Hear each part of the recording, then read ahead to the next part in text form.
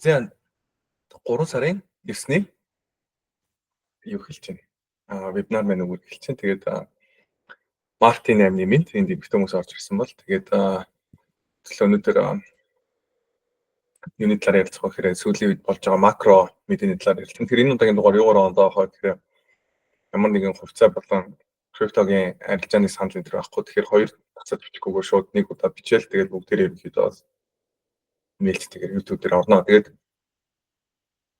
сүүлд сургалтын дээр шинэ хичээл орсон ерөнхийдөө бол тэгээд техник шинжилгээний мастер класс гэдэг мастер ранг гэдэг турлах гэдэг маань ерөнхийдөө явж байгаа. Тэгээд хичээл 6 маань орсон. Тэгээд Elliot Wave-ийн тухай хичээл орсон байгаа. Тэгээд энэ хичээлийг та бүхэн маань ороод үзэх боломжтой хүн бол нээлттэй хичээл байгаа. Тэгээд сүүлд нь ерөнхийдөө trading видео яаж индикаторыг хэлбэгээд Bonhoeffer видео хичээлтэй ингээд орсон байгаа. Тэгээд энэ хичээлийг манай хоор сонирхоорой.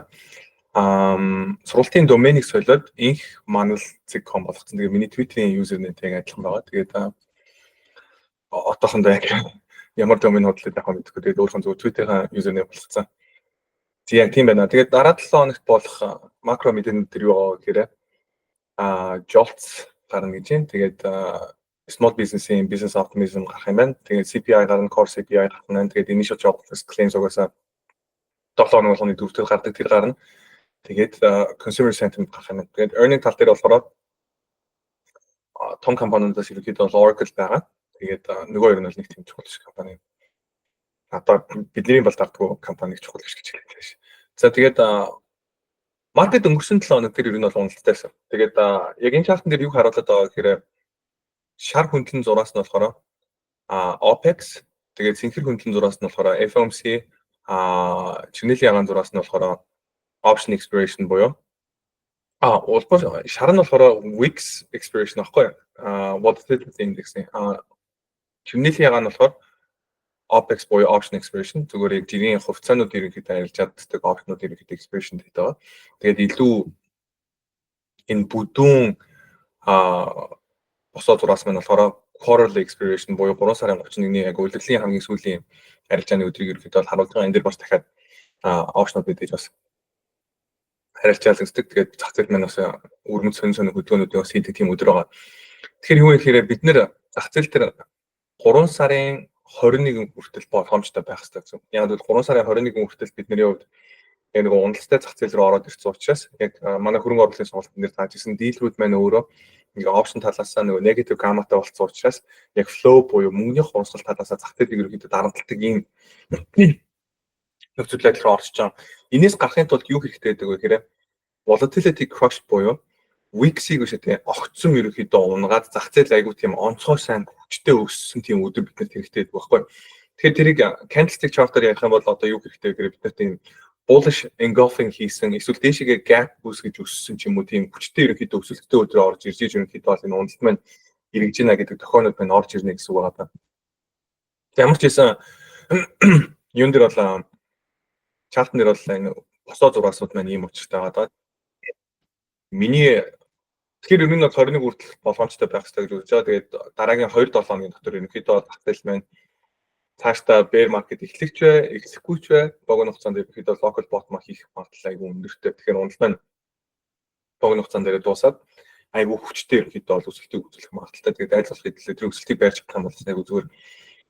Powell Chicago Bulls гэдэг нэг манай Chicago гэдэг Chicago сургууль гэдэг тэрний санхүү эдийн засгийн танхимыг ерөнхийдөө бол бүүт гэж хэлдэг. Тэгээд тэн дээр ирж хийсэн юм байна. Тэгээд манай хүний электик би сонсон л та тэгээд инфляц дээр юу гэхээр инфляц маань ерөнхийдөө бол буурж байгаа. Гэхдээ хоёр хөл дээр ортолж байгаа ажил байгаа. Эдийн засаг хөгжүүлэн хүчтэй байгаа. Ажилгүйдийн цаг одоо юу гэдэг нь зах зээл ч гэсэн тогтвортой байгаа. Энэ төргээд нөгөө ярьдаг юмнуудаа яриад тэгээд ерөнхийдөө төв банкны байр суурь маань цаашдаа ямар байх вэ гэхээр хүлээлтийн буюу ажилтны байр суурьтай байна гэдгээр нь бол мэдгдсэн байгаа. Тэгээд та бүхэн сонирхох юм бол төдөлмжлэг үзэж болно.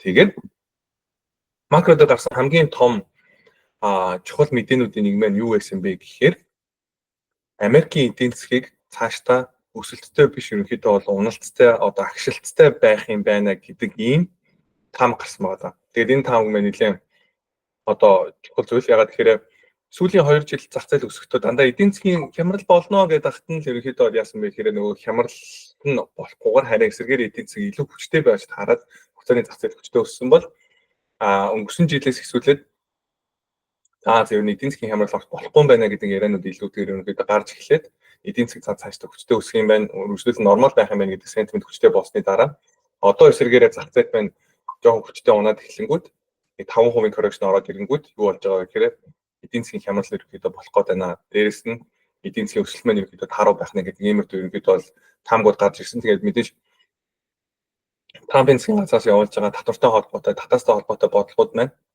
энэ эдийн засгийн өсөлтийн ерөнхийдөө хүлээтэнд бас нөлөөлж байгаа ийм үзүүлэлтүүдтэй байгаа. За тэгээд мэдээж бондын хүү ерөнхийдөө сүүлийн үед бас унсан юм үзүүлэлт гаргасан. Энэ болохоор 10 жилийн бондын хүү байгаа даа. Тэгээд энэ хүү мэн уналттай гарч ирсэн. Тэгээд Трамп болон Scott Bessent ер нь бол бондын хүүг унгана гэж ярьж байгаа бид нар бол өмнө өмнө аяг ярилцсан байгаа. Үргэлжлүүлэн тийм байр суурь байгаа. Тэгээд энэ 7 хоног гарсан бас дараагийн нэг макро мэдээ маань юу байсан бэ гэхээр non-farm payroll гарсан. Тэгээд non-farm payroll маань хүлээгдэж байсан 160 мянган ажилтай харьцуулбал 151 мянган ажил нэмсэн ийм үзүүлэлт гарч ирсэн. Тэгээд ихэнх ерөнхийдөө секторууд ажлын байр нэмэгдсэн бол төрийн албан хаагчийн ажлын байр ерөнхийдөө бол унттай гарсан. Тэгэхээр Doge effect буюу төрийн албан хаагчдыг цөөрүүлнэ, хэрэггүй шаардлагагүй агентлагуудыг хаана, үргүү зардлуудыг бууруулна гэдэг энэ хүү ажлууд маань ерөнхийдөө бол амжилттай яваад эхэлснийг харуулж байгаа. Нөгөө талтай энэ маань юу гэхээр ажлуудтай холбоотой датаг сулруулснаар эдийн засгийн ерөнхийдөө хямрал болох магадлалыг өсгөж байна гэсэн үг байгаа.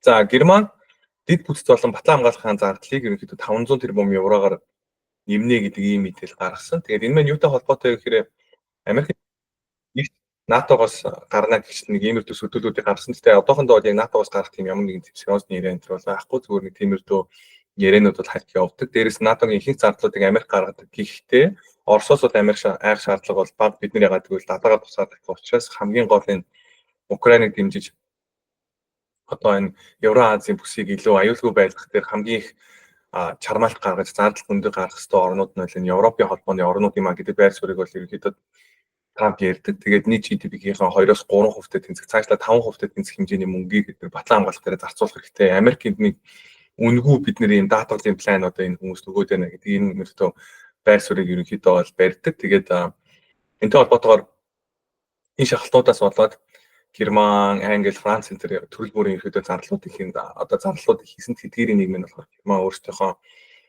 батлан хамгаалахын салбар болон бусад салбаруудыг дэмжих юм хэмжээний одоо төсөв батлана гэдэг ийм мэдээлэл гаргасан байгаа. Тэгээд энэ доктор жишээ нь 50 шиг байгалийн хийгээр ажилладаг станц барина гэдэг ус мэдээлэл гарсан. Тэгэхээр байгалийн хийгээр бид нэр мөчөртэй бүлгнэр үргэлжлүүлэн буулгаж байгаа. Тэгээд тэдний төлөө зөндөө олон ярьж ирсэн учраас өнөөдөр бид өнгөө яриад бас хэрэггүй байх гэж бодож байна.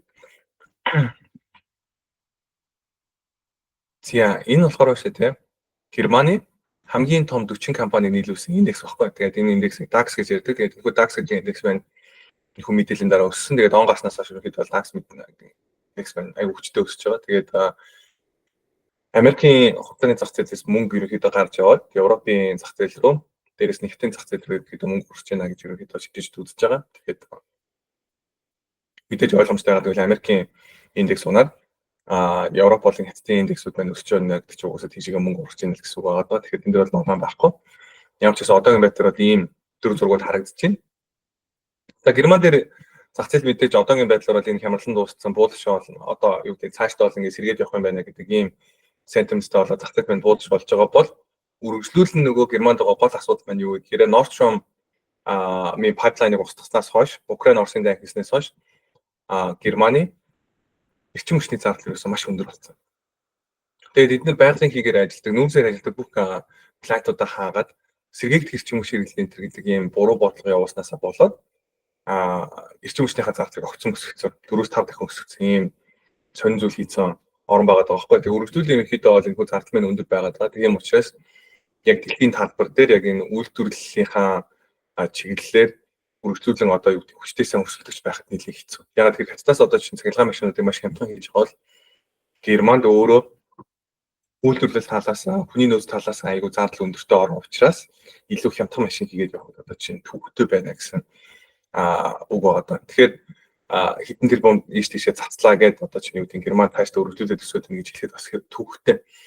За Америк сүүлд бас нэг гой зардал хийсэн нь юу байсан бэ гэхээр TSMC гэдэг дэлхийн хамгийн тэргүүлэгч одоо хагас дамжуулалт үйлдвэрлэдэг компани байна. Бид нар болохоор Intel-ийн нэг 10-аас 25% ерөнхийдөө худалдаж аваад Intel-тэй хамтрах нь гэж ерөнхийдөө цуглал яваад исэн чинь тэрний оронд эсэргээрээ зүгээр Америк дахь үйл ажиллагаа өргөжүүлээд 100 тэрбум долларын хөрөнгө оруулалт хийнэ гэдэг ийм мэдээлэл ерөнхийдөө өгсөн. Тэгээ зардал хийж Трамптай цуг хэвлийн багт хийсэн. Тэгээ тэр мэдээллийн дараа хятадаас өргөжлүүлэн 51 одоо хувц зүгээр ерөнхийдөө сүрдүүлж хэлсэн. Тэгээд энэ маань юу хадгалж байна гэхээр геополитикийн эрсдэл маань одоо ч гэсэн алга болоогүй.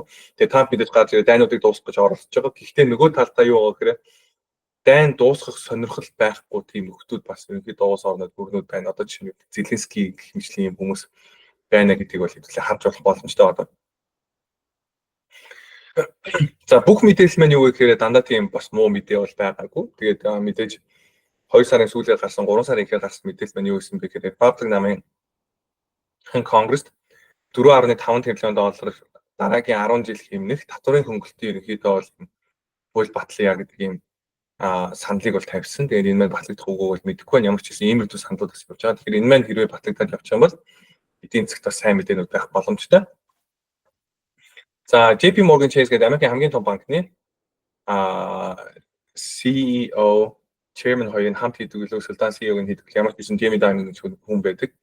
Тэгээ Jamie Dimon 234 сая доллартай тэнцвүүц хувьцаа ерөнхийдөө бол зарсан юм байна. Тэгээд энэний дараа бас Warren Buffett бас нийт одоо чинь юу гэдэг кэшийн хэмжээг кэш буюу бэлэн мөнгөнийхөө хэмжээг 334 тэрбум доллар болгож өсгсөн ийм мэдээлэл ерөнхийдөө гарсан. Энэний дараа бас зах зээл маань ер нь бол унж эхэлсэн байгаа. Тэгээ яг уу зах зээл дээр хөрөнгө оруулалтын зах зээл дээр нэг ярьдаг тийм инээдэг үг гэдэг. Тэрний юу гэхээр smart money dumb money гэдэг. Тэгээд бид нар шиг ерөнхийдөө одоо хуваараа хөрөнгө оруулалт хийдэг улсуудыг болохоор тэнэг мөнгө гэдэг.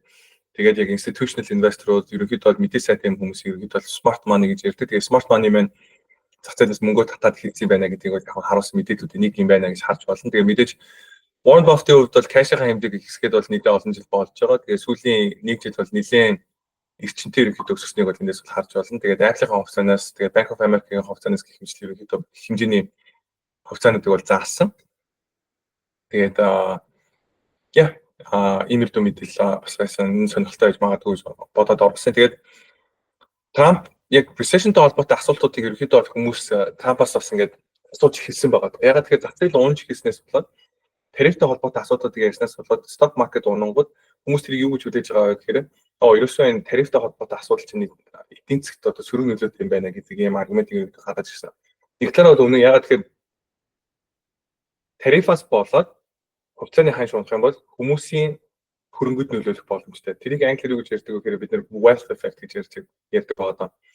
Тэгэхээр хүмүүс 401k эсвэл Roth IRA гэдэг юм уу төрөл бүрийн IRA эсвэл төрөл бүрийн тийм universal одоо жишээ savings account, retirement account гэдэг зөндөө төрлийн account байдаг.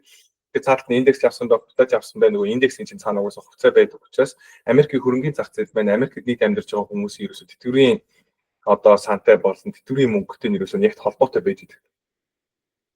Тэгээд зөндөө олон хүмүүс ерөөдөө хөрөнгө оруулалт хийдэг, зөндөө олон хүмүүс одоо жишээ нь coin хувьцаа авдаг учраас хувьцаа болон одоо чинь юу гэдэг криптогийн өсөлт уналт маань өөрөө хүмүүсийн бас хөрөнгийн хэмжээнд нөлөөлж идэг учраас эргүүлээд нөгөө хүмүүсийн зах зээл дээр гарч ирээд юм худалдан авах чадвар зах зээл дээр одоо жишээ бий болох тэр хэрэглээ зарцуулалтанд шууд нөлөөлөх боломжтой ийм зүйл байгаа. Тэрийг бид нэг wealth effect гэж ярьдаг. Тэгээд Трампийн хувьд бол одоо чинь юу гэж хэлсэн байна гэхээр there is a period of transition because we are doing what we're doing is very good. Ultimately it will be very good. Нэгсэндээ явандаа бол сайн байна, богино хугацаанд бол жоохон painful байна гэдэг иймэрхүү үнцүүдийг бас айгүйх яриад байгаа. Энийг үштэй Scott Bessent ч ярьсан, Howard Lutnick ч бас тэгж ерөөхдөө хэлсэн баг. Тэгэхээр одоогийн Трампын administration-ийн байр суурь нь юу байгаад байна гэхээр богино хугацаанд зах зээл унсан ч болно, богино хугацаанд жоох асуудалтай байж болно. Бид нэр ерөөхдөө бол илүү цаатахыг хараад урт хугацаагаа харж ажиллаж байгаа учраас богино хугацааны асуудлуудыг бол бид нэр чичиг бэлэн байна гэдэг ийм ерөөхдөө байр суурьтай байгаа. Энэ мэн бол нэлийн bearish мэдээ. Ягаад тэгэхээр Трампын хувьд зах зээлийг дэмжих бодлого байхгүй. Тэгээд дээрэс нь Трампын administration дотор одоо байгаа Scott Bessent буюу одоо Treasury-гийн secretary маань өөрөө богино хугацааны pen угаасаа хүлээж байгаа зүйл юм а гэж хэлж байгаа нь өөрөө зах зээлийг цаашдаа бол унагсан ч хамаагүй гэдэг ийм байр суурьтай байна гэсэн үг байна. Тэгэхээр энэ маань бас энэ уналт маань үргэлжлэж магадгүй юм биш үү гэдэг бодлыг бол илүү одоо хүмүүсийн хувьд одоо бastгаж өгöd байгаа нэг ийм мэдээлэл байгаад байгаа байхгүй юу. Тэгэхээр энэ бас сонирхолтой гэж магадгүй. Тэгээд Scott Bessent Trump-ийн хувьд бол мэдээд анхаарч байгаа зүйл маань юу гэхээр bonding буурал дээр хараад байна. Тэгэхээр мужигтай бодон дээр бид нэр bond дээр ерөнхийдөө буулж байх нь зөв юм байна. Зах зээл ерөнхийдөө унаад явчих юм бол bond өсөх юм байна гэдэг энэ байр суурь дээр одоо ч гэсэн хэвэндээ байгаад энийг ерөнхийдөө бол одоо дахиж ерөнхийдөө басгаж харуулж байгаа өөр нэг төрлийн датанууд нэг мэн энэ байгаа. За Wix curve. Тэр Wix гэдэг маань юу вэ гэхээр зах зээлийн нэг савлгыг харуулдаг индекс байгаа. Тэгээд энэ хүү индекс маань өөрөө спотоор арилжаал зэгтгүү дандаа future гэрээгээр арилжаал зэгтгүү учраас 1 сарын дараа 2 сарын дараа 3 сарын дараа 4 сарын дараах жилийн дараах гэх мэтлэнгээр нэг хэдэн сарын дараа хугацаанд дуусах юм бэ гэдэг тийм хугацаатай ерөнхийдөө future гэрээнүүдээр арилжаал зэгтгүү future гэрээнүүдээр арилжаал зэгтгүү учраас нөгөө нэг Wix-ийн хэмжээнүүд маань нөгөө contract болгон дээр ондоо жирийн тохиолдолд дээр бол богино хугацааных нь арай бага урт хугацааных нь илүү өндөр байдаг. Тэгэхээр энэ дээр нөгөө shape маань алдагдаад богино хугацааных нь дээдтэй гарч ирээд урт хугацааных нь доор нь орсон байгаа нь энэ юу харуулж байгаа гэхээр зах зээл айгүй bearish байна гэсэн. Богино хугацаанд буюу ойрын 1-2 сард бол ерөөсөө зах зээл бол ерөөсөө уналт хөтэйгээд байна гэсэн үг байна. Тэгэхээр яг иймэрдүү хэлбэртэй болсон байхад бид маш болгоомжтой байх хэрэгтэй байдаг. Ягаад гэхээр түрүүн ярьсан энэ Wix-ийг доош нь хүчтэй унгаж оруулж ирэхдээ хүчтэй өсөлт орж ирэхгүй л бол яг иймэрдүү төрлийн динамиктэй байгаад байх юм бол зах зээл маань ерөнхийдөө бол айгүй хүчтэй уналт үзүүлэх ийм нөхцөл байдал нь ерөнхийдөө бол бүрдсэн байдаг.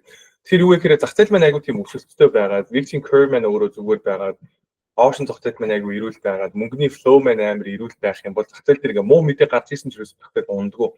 Тэгэхээр яг зах зээлийг зөвхөн хөдөлгдөг зүйл маань өөрөө мэдээд биш цаатал нөгөө мөнгөний урсгал юм байна гэдгийг бид айгүй сайн ойлгож байгаа байхгүй. Тэгэхээр энэ мөнгөний урсгалтай холбоотой яг оошин зах зээл дээрээс орж ирж байгаа энэ урсгалтай холбоотой хүмүүсийн ерөнхийдөө бол одоо байдал буюу positioning гэж ярьдаг зүйл маань ямар байгаа вэ гэдгийг бид нэр энэ Wix curve-с ерөнхийдөө бол нэг талаас нь харж байна гэсэн үг байна. Тэгэхээр position талаас нь харах юм бол хүмүүс айгүй bearish гэсэн. За Google дээр хийж байгаа хүмүүсийн recession буюу эдийн засгийн хямралтай холбоотой хайлт маань буцаад өсөж эхэлсэн. Хамгийн сүүлийн хайлт маань шүү дээ хэзээ өндөр байсан бэ гэхээр 2024 оны 7-8 сард өндөр байсан. Тэгээд энэ маань өөрөө сүүлд зах зээл дээр ойролцоогоор нэг хэд юм 7-8 мянган хувийн уналт үзүүлсэн ерөнхийдөө бол тэр correction орж ирсэн үеийн ерөнхийдөө бол үзүүлж байгаа даа. Тэгэхээр өнгөрсөн оны 7-8 сард бол юу болсон бэ гэхээр гинт хямралтай холбоотой яриануд айгүй ерөнхийдөө явж ирсэн. Тэгээд нэг сонирхолтой мэдээлэл нь юу вэ гэхээр яг тэр үеэр TLT маань айгүй сайн өсөөд тэгээд 9 сар хүртэл ерөнхийдөө бол өсөлтөө өргөжлүүлж явсан байгаа. Тэгэхээр энэ үед бол чинь TLT худалдаж аваад 9 сар хүртэл барьсан хүн бол бас айгүй дэжгүй харилцааг хийсэн байгаа байхгүй. Тэгэхээр энэ маань өргөжлөл нөгөө нэг дахиад Scott Bessent-тэй холбоотой, Trump-тай холбоотойгоос гадна мужигтай болон дээр бидний өргөжлөлийн яриад байгаа нөгөө TLT өсөх юм байна гэдэг энэ хүү датаг ерөнхийдөө дахиж нэг өнцгөөс нь одоо жишээ санал нэгдэж байгаа ийм мэдээлэл орж ирж байна гэсэн үг байна. Тэгээд мэдээж миний түрүү хэлсэн хэдий bearish мэдээ их байгаа ч гэсэн маш их хүмүүс ерөнхийдөө хүмүүс бөөнд айгу bearish болсон. Sentiment маань нэлээд bearish болсон учраас ойрын 2-7 хоногийн дотор ерөнхийдөө унал маань дуусаад эсэргээрээ ерөнхийдөө татаад айгу хүчтэй ерөнхийдөө тийш өсөл орж ирнэ гэдэг хүлээлт бол байгаад байгаа. Тэгэхээр тэр өсөлтийг байрлах гэж оролдох нь бол айгу чухал. Тэгээд яг Батбаатай одоо чинь юу гэдэг яг энэ л одоо унал дууслаа гэж хэлэхэд бол мэдээж хэцүү. Тэгээд яг ерөнхийд нь баримжаагаараа л угаасаа бүдүүн баг ерөнхийдөө зах зээлийг бид судалж ярьдаг. Тэгэхээр миний одоогийн байдлаар баримжаа бол юу гэхээр энэ 7 хоног биш юм аа гэхэд дараа 7 хоног гэхэд ерөнхийдөө local bottom хийх магадлал айгүй өндөр гэж байгаа. Гэхдээ мэдээж энэ хүн уналт маань 3 сарын 21 хүртэл үргэлжлэх боломжтой. Ягаад гэвэл 21-нд бид юу байгаа гэхээр OPEX буюу option expiration байгаа. 17-нд 18-нд Wix expiration, 19-нд болохоор FOMC байгаа. Тэгээд мэдээж 17-оос эхлүүлээд Nvidia-гийн GTC буюу том ивент болж байна. Тэгэхээр тэр ивент дээр чинь Nvidia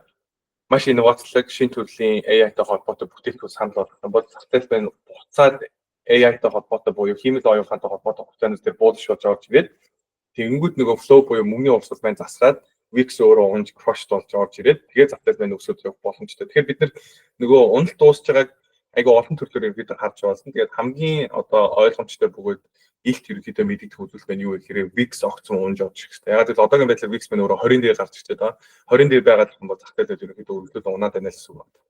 За тэгээд уналт ерөөдөө ойрын хугацаанд дуусаад 6000 хүртэл ерөөдөө өсөх боломжтой гэдэг юм хөө таамгийн жишээ нэг swing trader гэдэг миний дагдаг нэг анализ жишээ Twitter дээр шийдсэн байсан би харуулж байгаа. Тэгээд уналтыг яг бид нөгөө сүүл орсон Elliott wave гэх хичээл дээр юу гэж явдаг вэ гэхээр өсөлт буюу өсөлтийн нөгөө нэг impulse wave одоо motive wave гэж ярьдаг. Тэрхүү өсөлт маань өөрөө 5 шиг waveтэй явна, sub waveтэй явна. Унал маань болохоор 3 шиг sub waveтэй буюу ABC гэдэг уналтаар явна гэж үздэг. Тэгээд энэ хүү уналт маань цаашдаа үргэлжлэнэ гэж үзэх юм бол одоо A уналт маань авцсан. Тэгээд уналтныг төр зүрийн дээшгээ одоо relief valley буюу төр зүрийн нэг өсөлт орж ирээд тэр маань болохоор B wave болоод тэгээд дараад нь C wave-гээд үргэлжлүүлээд ерөнхийдөө оны дунд хүртэл уналтаа дахиад үргэлжлүүлэх магадaltaй гэдэг энэ хүү үндсийг энд харуулж байгаа.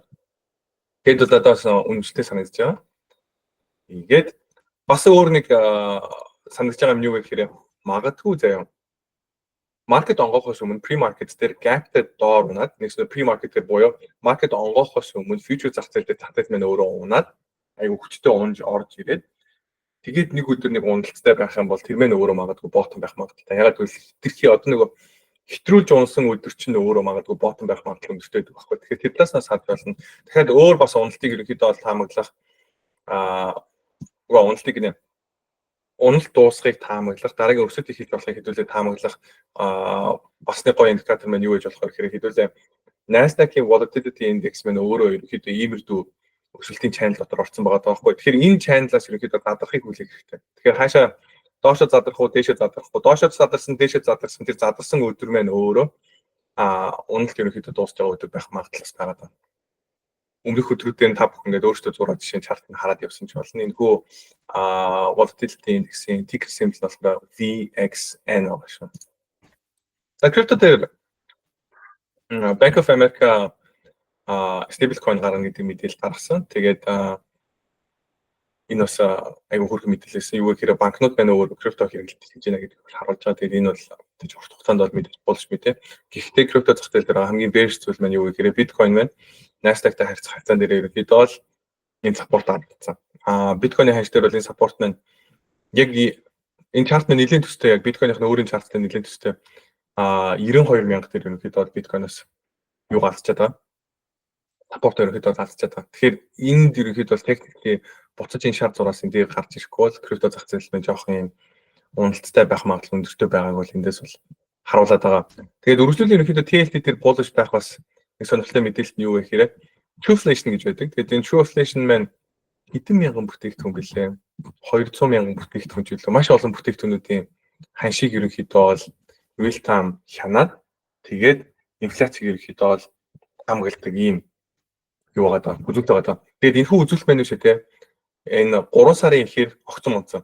Тэгээд одоо ерөөсөө 1.4% болцсон. Тэгэхээр юу вэ гэхээр инфляц маань 2% руугаа яваад зогсохгүй бид нэр одоо ямар төрлийн маркет руу орж иж магадгүй болоод энэ хэрэг deflationary буюу инфляц байхгүй харин 2%-аас бага цаашлах юм бол баг хасах инфляцтай болох буюу дефляцтай болох юм магадaltaй ийм зах зээл рүү орж явах магадлал байгаа даа. Тэгээд тэр маань бас юу харуулж байгаа гэхээр магадгүй банк зах зээлийн хүлээлтээс илүү олон удаа cut хийн.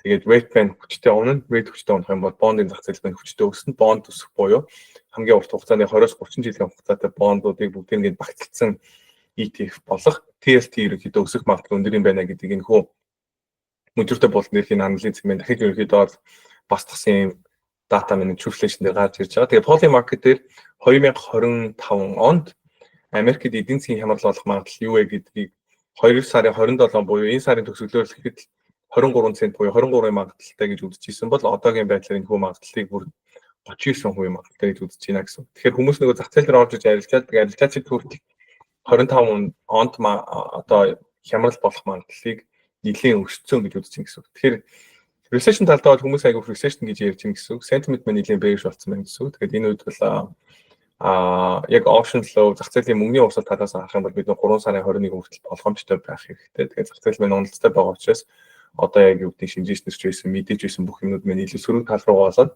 эдийн засгийн хямрал ерөнхийдөө бол ярих тал руу хандсан байдаг гэсэн үг байна. Тэгээд өнөөдрийн макротой холбоотой апдейт маань энэ хүрээд төгсөж байна. Тэгээд анхаарал тавьсан та бүхэнд баярлалаа. Тэгээд бичлэг дуслаа.